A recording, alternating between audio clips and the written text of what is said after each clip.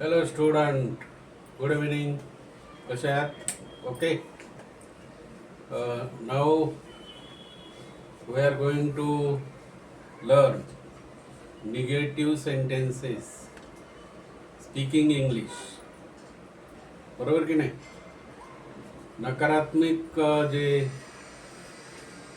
उदाहरणं आहेत, वाक्य आहेत, साधे साधे आहेत, त्यामधनं तुम्ही चांगल्या प्रकारे इंग्लिश शिकाल अशी आशा करतो, नाही का?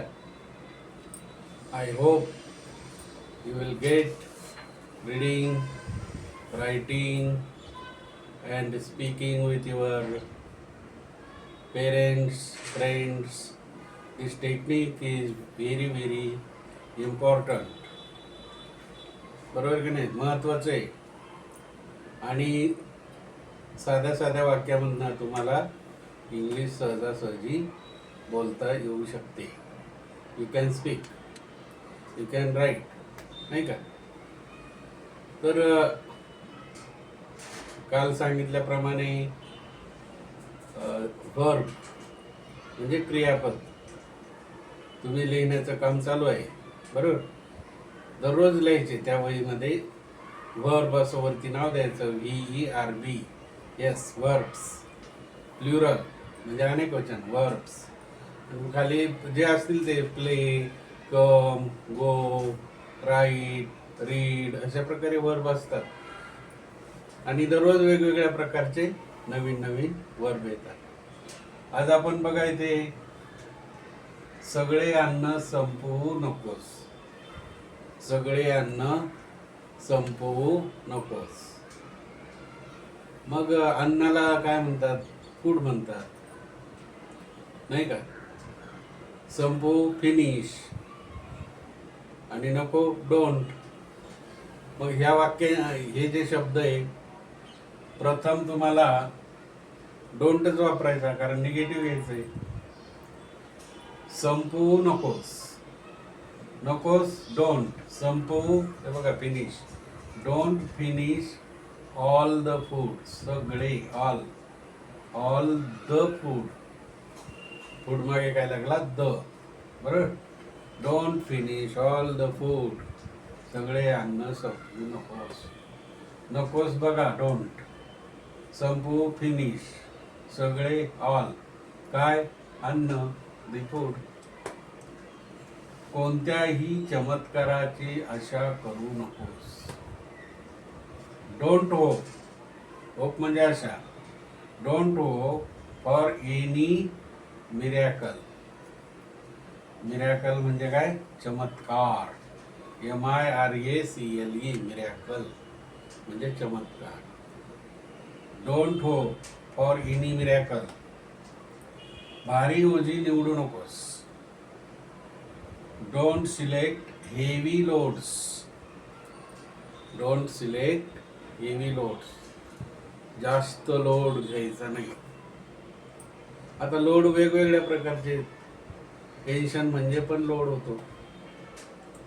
जास्त अभ्यास केला म्हणजे पण लोड होतो.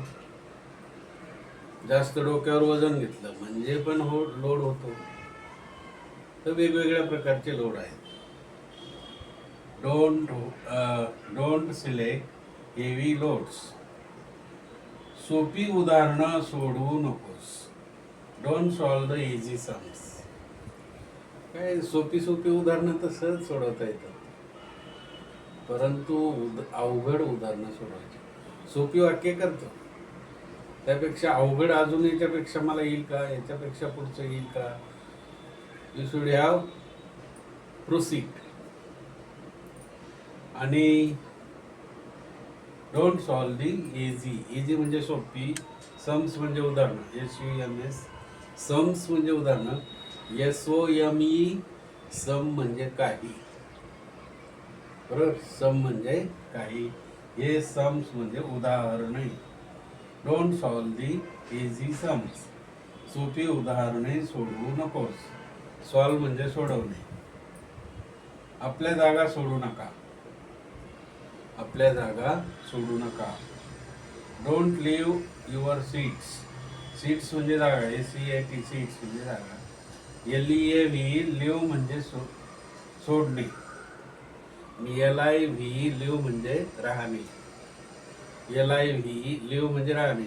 LEAV लिव्ह म्हणजे सोडणे. म्हणजे आपल्या जागा सोडू नका. Don't leave your seat. ती फांदी पकडू नकोस. Don't catch the branch. ती फांदी पकडू नकोस. नकोस डोंट. पकडू catch. Don't catch the branch. Branch म्हणजे फांदी. दी ब्रँच BRANC. मूर्खाचा सल्ला घेऊ नकोस. सल्ले घ्यायचे पण चांगल्या माणसाचे, नाही का? मूर्खांचा सल्ला घ्यायचा नाही. Don't consult fools. Don't consult fools. मूर्खाचा सल्ला घेऊ नकोस. तुझ्या पैशाची चिंता करू नकोस. चिंता म्हणजे वरी, पैसा म्हणजे मनी, नाही का? तुझ्या म्हणजे युअर आणि नको म्हणजे डोंट. नकोस तर पहिलं आलं.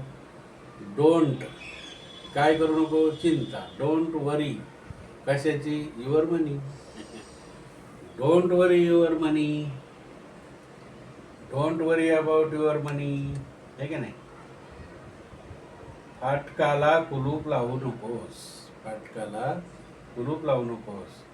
Don't lock the gate. Don't lock the gate. कळलं की नाही?